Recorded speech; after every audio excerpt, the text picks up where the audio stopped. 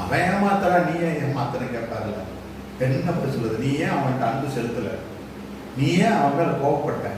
நீ ஏன் காயப்படுத்தின? மற்றவனை விடு, ஆனா நீ ஏன் என்ன போல இல்லை? இல்லையா? வேலைன்றது எல்லாருக்கும் தானே வருது. லூக்கா எழுதின சுவிசேஷம் 22ஆம் அதிகாரம் 53வது வசனத்திலே, நான் தினந்தோறும் தேவாலயத்தில் உங்களுடனே கூட இருக்கையில் நீங்கள் என்னை பிடிக்க கை நீட்டவில்லை. என்னவா? கை நீட்டலையா? ஏன்? வாசிங்க. நான் தினந்தோறும் தேவாலயத்தில் உங்களுடனே கூட இருக்கையில் நீங்கள் என்னை பிடிக்க கை நீட்டவில்லை. இதுவோ உங்களுடைய வேலையும் அந்தகாரத்தின் அதிகாரமுமாய் இருக்கிறது என்றார். இருக்கீங்களா? இதுல ஏதாவது நீங்க புரிஞ்சுக்கிறீங்களா?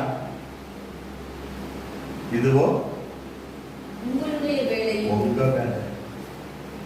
என்ன செய்யறது வேலை? என்ன செய்யற வேலை?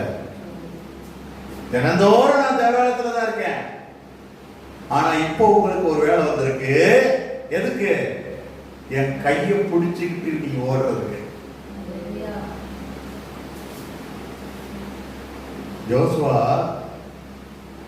நான் எப்படி இத்தனை லட்சம் பேரை நான் அந்த இதுக்குள்ள நடத்த போறேன் என்னால தெரியலான்னு வரேன் போது, நீ என் பிள்ளடா, நான் மோசையோடு இருந்தது போல உன் கூட இருப்பேன். அந்த அன்பு பார்த்துக்குங்க. நீ சொல்றாரு, நான் உன்னை விட்டு விலகுவதில்லை, உன்னை கைவிடுவதில்லை, பலகொண்டு திடமனதாயிரு, நான் மோசையோடு இருந்தது போல உன்னோடு இருக்கிறேன்னு யோசுவாட்ட சொன்னவர் இன்னைக்கு ஒன்றை சொல்றாரு. இப்ப உன்னுடைய வேலை என் கையை பிடிச்சுக்க. அந்த வசனம் என்ன சொல்லுது? நாள்தோறும் நான் தேவாலயத்துல தான் இருக்கேன். இப்ப நீ கையை நீட்டி என் கையை பிடிச்சுக்க. நீ இன்னும் பிடிக்கல, பிடிச்சுக்க. என் கையை பிடிச்சுக்கிட்டேன்னா நீ எல்லாவற்றையும், எல்லா காரியத்தையும், அந்த காரத்தை கூட ஜெயிச்சு வெளியே வரும்படிக்கு கர்த்தர் உதவி செய்வார். அல்லேலூயா. பாருங்க, இயேசுவான இடத்துல ஒரு காரியம், அவர் வேலை வந்ததுன்னு சொல்லிட்டு பிதாவின் இடத்திலே போகக்கூடிய காரியம். நீங்க ஏசப்பா கிட்ட போறத குறித்து இவர் பேசினதை கேட்டீங்க.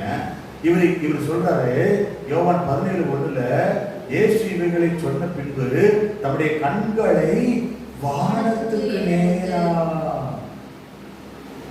எங்க ஜெபம் பண்ணணும்? எங்க நீங்க கேட்கணும்? உங்களுக்கு ஒரு தேவை இருக்குன்னா